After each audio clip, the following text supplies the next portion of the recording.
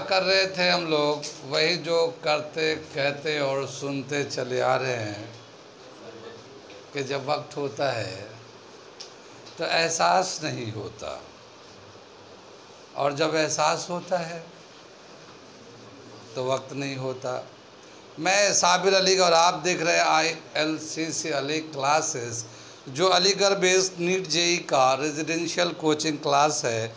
साथ ही AMU जामिया के दूसरे टेस्ट की भी तैयारी करते हैं। ठीक है, वो लोग जो लोग कुछ करना चाहते हैं जीवन में, हमसे संपर्क करें। ठीक है, हम लोग उसी सिलसिले में कर रहे थे, क्रैश कोर्स चल रहा है ये, और हम लोग कर रहे थे physics class 9 work energy and power. Work energy तो हम लोगों ने कर लिया, बहुत काम भी कर ली, बहुत एनर्जी भी लगाया है कल हम लोगों ने। आज हम देखेंगे अपना पावर। तो आज हम लोग करेंगे पावर। ठीक है, चैप्टर है वो वर्क एनर्जी एंड पावर, ये चैप्टर चल रहा है हमारा। इसमें हम लोगों ने वर्क एनर्जी किया है और पावर रह गया था, तो हम लोग पावर करने जा रहे हैं। ठीक है ना? पावर को कैसे डिफाइन करते हैं हम लोग? ठीक है, work done upon time taken. ठीक है ना? ये पावर को, या फिर energy consumed, energy consumed upon time taken. ठीक है ना? ये इसका रिलेशन निकालते हैं। पावर होता है energy use per unit time is called power. कितनी बात समझ में आई? इसका यूनिट होता है हमारा जूल पर सेकेंड। एनर्जी का यूनिट होता है जूल, और टाइम का सेकेंड, जूल पर सेकेंड। ठीक, इसे हम लोग वाट भी कहते हैं। ये वाट से भी दिखाते हैं इसको, पावर करंट वाट भी होता है। ठीक, आगे चलते हैं। जितना जिसका पावर होगा उतना ज़्यादा वर्क डन करेगा कम टाइम में। कम टाइम में ज़्यादा से ज़्यादा वर्क डन करेगा। कितनी बात सुन में ही? आगे चले। जितना ज़्यादा पावर होगा उतना ज़्यादा एनर्जी कंज्यूम करेगा कम टाइम में। कम टाइम में ज़्यादा वर्क डन, ज़्यादा एनर्जी जब यूज़ करते हैं तो उसे हम लोग कहते हैं मोर पावरफुल। ठीक है ना? बहुत सारे डिवाइसेस, मशीनें आती है, कुछ मशीनें ऐसी है तो हल्के चलती है, उसका पावर कम होता है। ठीक है, कुछ मशीनें ऐसी हैं बहुत फास्ट चलता है, बहुत तेज़ी से काम करता है, जल्दी जल्दी काम करता है, बोलते हैं पावर उसका ज़्यादा है। ठीक है, आगे चले हम लोग। वर्क डन तो जानते ही जानते हैं, टाइम भी जानते हैं। इसका रिलेशन दे रखा है P is equal to E/T या W/T। ठीक है, W/T दे रखा पावर। वर्क डन का यूनिट क्या हो जाएगा? यहाँ से अगर निकालते हैं हम लोग वर्क डन, तो वर्क डन हो जाएगा power into time. Power into time भी वर्क डन हो जाता है। देखो, या एनर्जी लेंगे तो power into time energy consume हो जाएगा। तो इस तरह से वर्क डन का भी, या फिर एनर्जी का P/T भी एक रिलेशन होता है। आगे चले हम लोग। क्या दे रखा है? एक सवाल देख लेते हैं हम लोग, छोटा सा है। वैसे तो वाट जो है, वाट छोटा यूनिट होता है पावर का, इससे बड़े यूनिट भी होते हैं, किलो वाट। ठीक है ना? किलो वाट भी होता है, मेगा वाट भी होता है, गीगा वाट भी होता है। लेकिन हमारे यहाँ जो सिलेबस में यूज़ कर रहे हैं वो किलो वाट तक है। किलो वाट कितना हो जाएगा? 1000 वाट को किलो वाट बोलेंगे। ठीक, तो ये किलो वाट हम लोग यूज़ करेंगे, ये इस यूनिट को। एक प्रॉब्लम कर रहे हैं, मिटा दे रहे इसे। आगे देखते हैं, एक दो सवाल है पावर का NCERT के हिसाब से, और ये सवाल आए हुए हैं। ठीक है, इस तरह के सवाल को अच्छे से प्रैक्टिस कर लो। मैं एक सवाल करके दिखाता हूँ। बताया क्या? दो स्टूडेंट्स हैं A and B। A and B दो स्टूडेंट्स हैं। ये जो है इसका वेट है 400 न्यूटन, इसका भी वेट है 400 न्यूटन। ठीक है, ये ऊपर इनको सर्टेन हाइट पे चढ़ना है और ये जो हाइट है 8 मीटर हाइट है, इसे भी 8 मीटर हाइट को चढ़ना है। लेकिन ए जो है 20 सेकेंड लेता है चढ़ने के लिए और बी 50 सेकेंड लेता है, तो दोनों में कौन पावरफुल ज़्यादा है? ठीक है, ये सब सेम है, तो टाइम जिसका कम लेगा उसका पावर ज़्यादा होगा, क्योंकि पावर का फॉर्मूला है W/T। ठीक है ना, जिसका कम टाइम होगा उसका पावर ज़्यादा है, इन्वर्सली प्रोपोर्शनल है। जिसको ज़्यादा टाइम लेगा उसका पावर कम होगा। कैलकुलेट करके देखना चाहते हैं तो दोनों में क्या, दोनों का पावर क्या है? पावर ऑफ ए। ठीक है, energy consume upon time taken. Energy कैसे लेंगे? ये नीचे से ऊपर जा रहा नहीं, तो एनर्जी होगा potential energy mgh upon T. ठीक, mg तो ना वेट के बराबर होता है और ये 400 न्यूटन लगा हुआ है, न्यूटन यूनिट वेट का होता है, तो ये 400 हो गया और ये h जो है 8 है और पहले वाले का टाइम तो 20 सेकेंड है, ये हमने PA लिया है, तो 1 0 इसे काट दो, 2 से काट दो, यानी कि ये 160 वाट इसका पावर है। तो A का पावर 160 है। इसी तरह से पावर ऑफ B निकालना चाहते हैं तो mgh अपॉन टी, इसका वेट भी 400 न्यूटन है, 8 हाइट है, 50 सेकेंड्स है। ठीक, ये आ जाएगा 64 वाट। तो A का पावर 160 वाट है, B का 64 वाट है। ऐसे भी टाइम से हम लोग देख के बता सकते हैं, जिसको कम टाइम लगा है उसका पावर ज़्यादा है। हाँ, अगर वैल्यू बोलेगा तो वो कैलकुलेट कर देंगे। इस तरह से नोट करना है। एक सिंपल है, जो उस पर दे रखा है NCERT में, एग्जाम्पल में दे रखा है। वैसे भी आगे एक दूसरा क्वेश्चन कराता हूँ इसी पे, और अच्छा सवाल आया हुआ, जो सवाल आया हुआ है NCERT के सभी सवाल, एग्जाम्पल से, एक्सरसाइज से सभी सवाल आए हुए हैं। ठीक है, तो उनको तो कर ही के जाना है। मैंने पहले भी कहा आंसर तक याद कर लेना है, बाकी आपकी मर्जी। दूसरा सवाल और बहुत ही अच्छा सवाल, ठीक है, इससे भी अच्छा सवाल। जब भी कभी इस तरह से कंपेयर देगा तो टाइम ज़रूर देखना होगा। यहाँ तो सेम मास सेम हाइट था, हो सकता अलग मास अलग हाइट होता, तो उसमें कैलकुलेट करके निकालना पड़ेगा। ठीक है, क्या दे रखा है? नेक्स्ट क्वेश्चन दे रखा है, एक स्टूडेंट है ए, इसका मास है 50 kg का। ठीक है, ए मास है 50 kg का। ये सीढ़ी को चढ़ रहे, और जो सीढ़ी है स्टेयर्स है, स्टेयर चढ़ रहे, ये 45 स्टेप्स है, उसमें 45 स्टेप्स है, सीढ़ियों में ऐसे ऐसे 45 स्टेप्स है, और हर स्टेप जो है हाइट है, हर स्टेप की जो हाइट है वो 15 सेंटीमीटर है, 15 सेंटीमीटर ईच। हर स्टेयर की जो हाइट है वो 15 सेंटीमीटर है।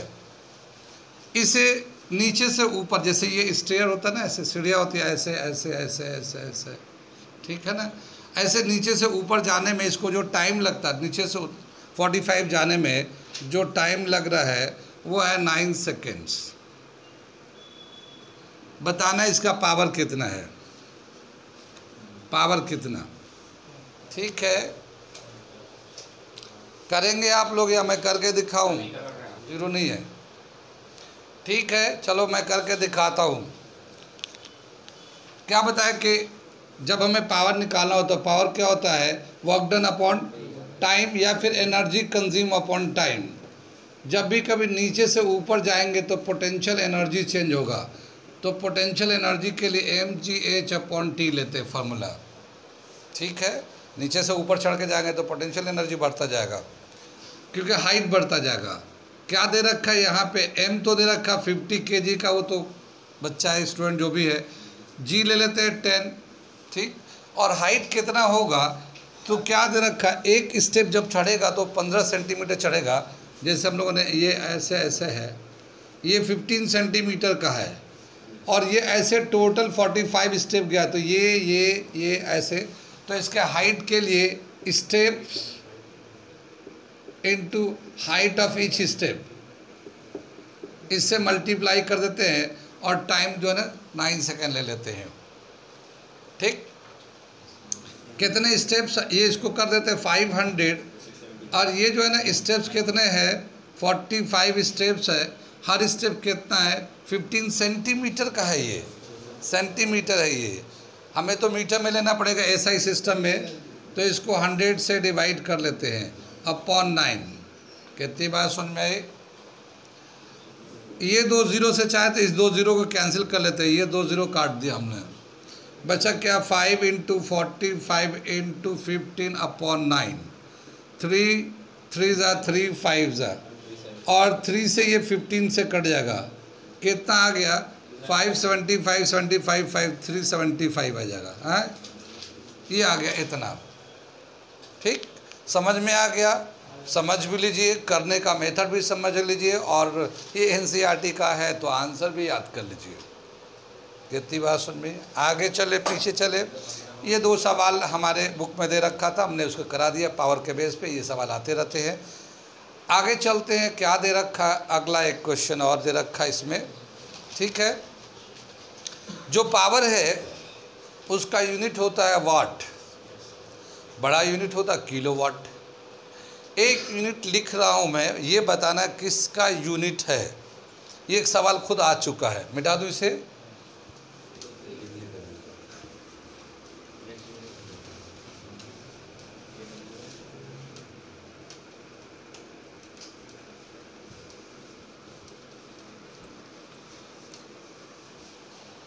क्या दे रखा है ये, किलोवाट आवर किस चीज का यूनिट है? पावर का, ए, बी एनर्जी का, सी मोमेंटम का, डी और ए क्या ले ले, फोर्स का। एनर्जी का यूनिट है पक्का, तो किलोवाट आवर एनर्जी का यूनिट है, किलोवाट आवर एनर्जी का यूनिट है। और ये कई दफ़ा पूछ चुका है इसी तरह से। अब ये बताना, अगला सवाल 1 किलोवाट आवर कितने एनर्जी के बराबर है? 3.6 × 10⁶ जूल के बराबर है। 1 किलोवाट आवर जो है 3.6 × 10⁶ जूल के बराबर है। इसे करके दिखाते, 1 किलोवाट आवर क्या, ये जो है इतना कैसे आया। 1 किलोवाट आवर, ये देख लो, किलो वाट, तो किलो को तो 1000 कर दिया, वाट को लिख दिया हम लोगों ने जूल पर सेकेंड। ये हमने किलो को लिखा 1000, वाट को लिखा जूल पर सेकेंड। आवर होता है 1 घंटे, 1 घंटे में कितने सेकेंड? 3600 सेकेंड्स होते हैं। 1 घंटे में 60 मिनट होते हैं, मिनट को फिर सेकंड में करेंगे तो 60 को 60 से मल्टीप्लाई करेंगे, तो ये सेकंड से सेकंड कैंसिल हो जाएगा। और ये 3 जीरो ये और 2 जीरो 5 जीरो, इसको स्टैंडर्ड फॉर्म में लिखे 3.6 10⁶ जूल। जूल जो है ना एनर्जी का यूनिट होता है, तो किलोवाट आवर एनर्जी का यूनिट है। 1 किलोवाट आवर कितने एनर्जी के बराबर है? 3.6 10⁶ जूल के बराबर है। कितनी बात सुनिए। ये दूसरा सवाल इसी तरह से दे रखा, 1 किलोवाट आवर को 1 किलोवाट आवर को कमर्शियल यूनिट के हिसाब से यूनिट भी कहते हैं, 1 यूनिट भी कहते हैं, कमर्शियल यूनिट। ठीक है, कमर्शियल यूनिट। कितनी बात समझ में आई? क्या मतलब हुआ? जो बिजली के जो बिल आते हैं हमारे घरों में, ठीक है, तो हम बोलते हैं कि भाई वो 140 यूनिट 200 यूनिट इस बार बिजली खर्चा हो गया। तो जो यूनिट बोलते हैं हम लोग, वो 1 यूनिट 1 किलोवाट आवर के बराबर है। कितनी बात सुन में आई? 1 किलोवाट आवर का मतलब क्या हुआ? ये 3.6 × 10⁶ जूल के बराबर है।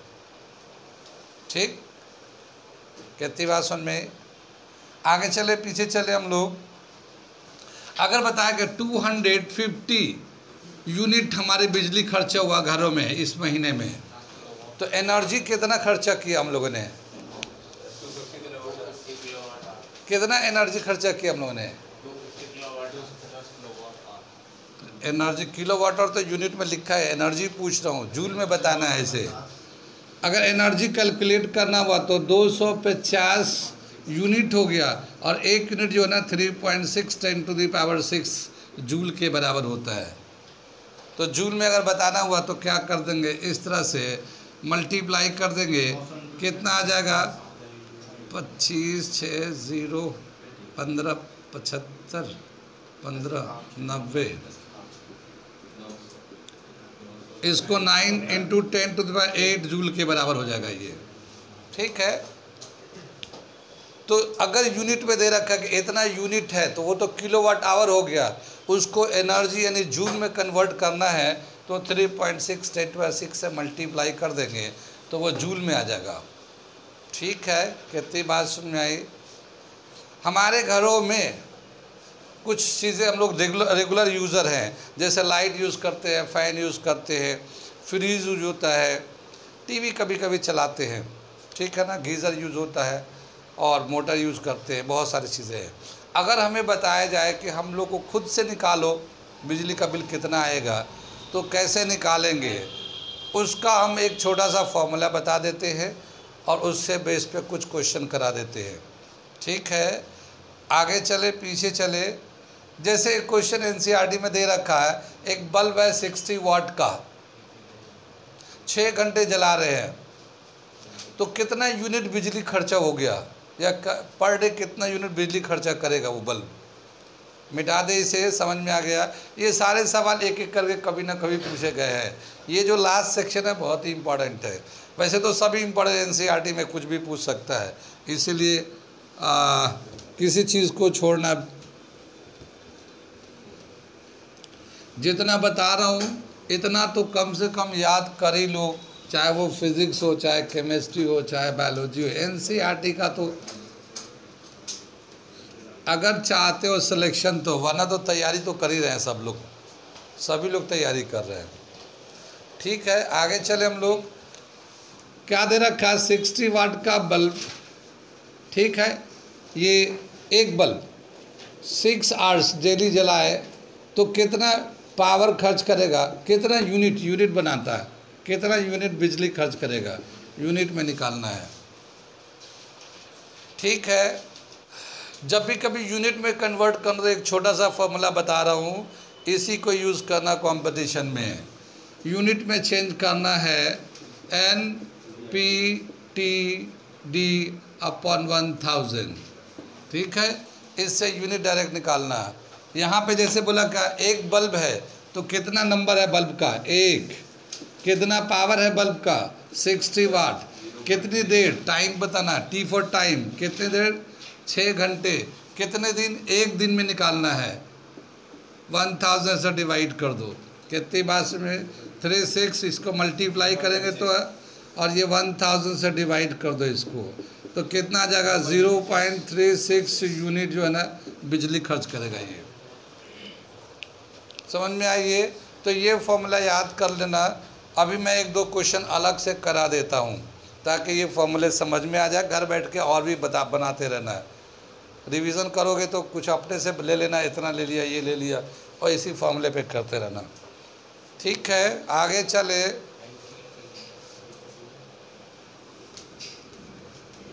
अब मान लो हम लोग एक क्वेश्चन का दे रहा हूँ और जिससे पूछूंगा वही बताएगा। ठीक है, आगे चले। 2 फैन हैं, 2 fans of 100 watt working 15 hours every day. Find unit consumed in जुलाई। चलो जुलाई थोड़ा सा अलग हो जाए, जून ही ले लो। कितनी बात सुन में आई?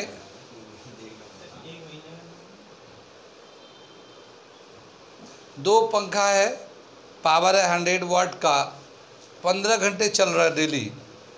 जून का महीना है, कितना बिजली का बिल आएगा पंखे से?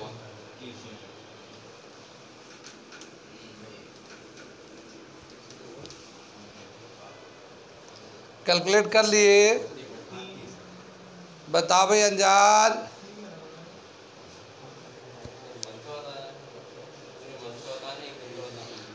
मुझे पता नहीं, सवाल में लिखा हुआ है जो लिखा हुआ है।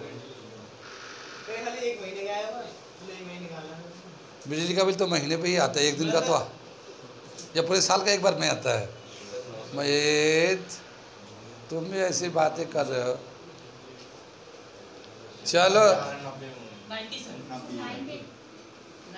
नंबर ऑफ, हाँ बहुत अच्छा है, कोई बात नहीं, जिनके आगे अच्छी बात है। मैं करके दिखा देता हूँ इसको। और इसी तरह क्वेश्चन आप लोग खुद से प्रैक्टिस करना अपना, जैसे एक दो क्वेश्चन और करा दूंगा। ये मैं अलग से करा, बुक में एनसीईआरटी में नहीं है। कितना? दो फैन, पावर कितना फैन का? 100 है। टाइम कितना चलना है? 15 आवर्स है। और जून का महीना है और ये 30 दिन का। अरे मैं कर रहा हूँ मेरे लाल। ओह माय गॉड, आज ही तो लड़का पढ़ा है कि पिछले 15 दिन में आज पहला दिन सवाल किया है। ठीक है, तो किसने कहा लिखने के लिए? किसने कहा? एग्ज़ाम में क्या किताब लेके जाओगे? वो तो सब दिमाग में होना चाहिए। तो समझो, समझने के बाद कंपटीशन की तैयारी, एग्ज़ाम की तैयारी नहीं कर रहे हो। यहाँ पे किसी के 60 नंबर, ये ज़रूरी नहीं कि 60 नंबर आएगा तो फर्स्ट डिवीज़न से पास हो जाएंगे, कुछ नहीं। जिनके सबसे ज़्यादा नंबर आएंगे वही सिलेक्ट होंगे। तो यहाँ एग्ज़ाम नहीं देना, यहाँ जितना ज़्यादा मेमोराइज़ कर सकते हैं, दिमाग में रख सकते हैं, अप्लाई कर सकते हैं, वही आदमी जाएगा आगे। ना समझोगे ना अप्लाई करोगे। प्रिंस तो कुछ नहीं होने वाला है। प्रिंस नहीं आया है, मुकुल नहीं है, ठीक है ना। असना क्यों इतना बज रही है? इसको बंद कर दिए, थोड़ा सा बंद कर दिए, हवा बहुत तेज़ कर रहा है, ठीक है ना। कितनी बात समझ में आई? अब उनका बिजली का बिल कौन निकालेगा? प्रिंस का बिजली का बिल कौन निकालेगा? प्रिंस खुद निकालेगा, और वो है ही नहीं, वो तो है ही नहीं। आगे चलते हैं, ठीक है ना। Number of fan 2, power 100, time 15, day 30 days का होगा। जून का महीना 30 डेज़ का होता है। और 1000 से इसको हम लोग डिवाइड कर देते हैं। 1 0 इसका, 2 0 इसको कैंसिल कर लेते हैं। 15 2 30, 30 90 यूनिट का बिजली कंज्यूम हो जाएगा, ठीक है ना। ये तो हमने एक अप्लाइंसेस लगाया है। अगर मैं एक से ज़्यादा लगा दूँ, जैसे 2 पंखे हैं, 3 बल्ब है, इतने घंटे चलते हैं, इतने दिन, महीने का नाम दे दिया, फिर कैसे निकालेंगे? सब दोनों का अलग अलग निकाल लेंगे, ठीक है ना। एक पंखे का अलग निकाल लेंगे, बल्ब का अलग निकाल लेंगे, एसी का अलग निकाल लेंगे, फ्रिज का अलग निकाल लेंगे। सबका यूनिट ऐसे ही, इसी से लग के एक आ जाएगा, दूसरा आ जाएगा, तीसरा आएगा, सबको प्लस कर देगा, ऐसे आ जाएगा। कितनी बात सुन में? ये मैं अलग से बता रहा हूँ, आपके कोर्स में नहीं है ये।